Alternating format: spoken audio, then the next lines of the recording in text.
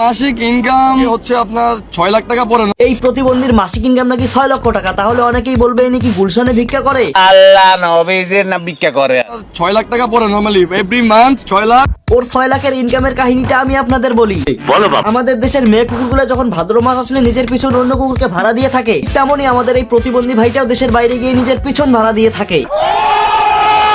আমার কাছে প্রমাণ আছে ভাই, এই প্রতিবন্ধী অন্তত মাসে 3 থেকে 4 বার করে থাইল্যান্ডে যায়। আর্লি 3-4 বার থাইল্যান্ড যাও। স্পেশাল মাসাজ এবং ছেলেদের পিছন ভাড়া দেওয়ার জন্য জনপ্রিয় হচ্ছে থাইল্যান্ড। এবার আমার প্রশ্ন হচ্ছে, এই প্রতিবন্ধী ভাইটা মাসে কেন 3 থেকে 4 বার করে থাইল্যান্ডে যায়? Every month 6 lakh. এখন তিনি যেহেতু দেশের মধ্যে তার তেমন ইনকাম সোর্স দেখাতে পারছে না এবং মাসে 3 থেকে 4 বার করে থাইল্যান্ডে যায়, সো 6 লক্ষ টাকা মান্থলি তার ইনকাম করা কোনো ব্যাপারই না।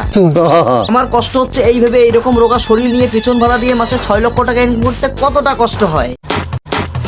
কথা বলছি বিল গেটস এর ছোট ভাই বাংলাদেশের বাল গেটসকে নিয়ে। তিনি 1 গ্লাস পানি খাওয়ার জন্য 13 তলায় ওঠেন 14 তলা ছাদের উপর উঠে জাস্ট পানি খাই।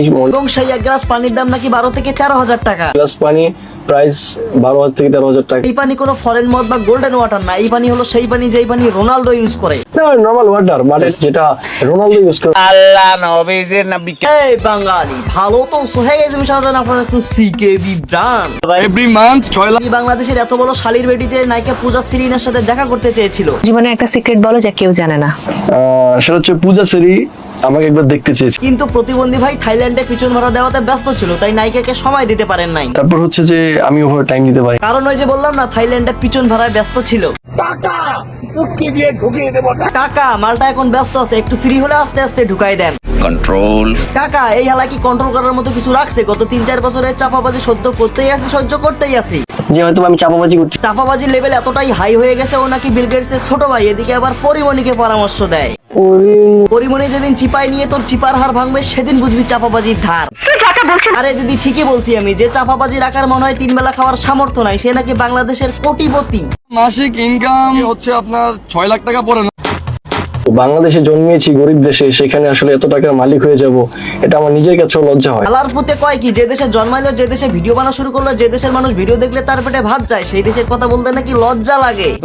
তোর এই কথার জন্য আয়রন মেশিন তোর পিছনে ধরা হোক, তবে এইভাবে পিছন মারার জন্য কোনো পেমেন্ট করতে পারবো না। ঠিক আছে ঠিক। আমার কেন জানি মনে হয় এই আপা সঠিক কথাই বলেছে। তোমার এত টাকা, কিন্তু আমার কাছে তো মনে হচ্ছে যে তুমি ঠিকভাবে 3 বেলা খেতেও পারো না। ইয়েস আপু, ঠিক মতো 3 বেলা খেতেও পারে না। যদি বা ডাল ভাত খেয়ে বেঁচে আছে, ওই যে থাইল্যান্ডের ব্যবসার কারণে তো শরীরের এই হাল।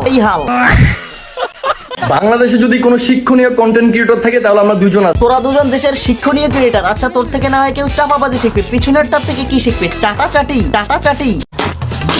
আমি মেয়েদের জন্য কি মাস্ক খুলে হাঁটতে পারবো না? বাজারে গিয়েছিলাম বাজার করতে, 4টা ইউনিভার্সিটির মেয়ে এসে আমার গালের মধ্যে চুম্মা দেয়। বাজারের মধ্যে তুই ইউনিভার্সিটির মেয়ে পাইলি কই? মানে চাপাবাজির তোর একটা লিমিট থাকা দরকার। এই শালায় চাঁদপুরে প্যান্ট খুলে ভিডিও বানিয়ে ভাইরাল হয়ে ওই যে জ্বালানো শুরু করলো, আজ অব্দি চলতেই আছে এর জ্বালাতন। ফ্যানগুলো বেতাছি ভাই, ফ্যানগুলো বেতাছি।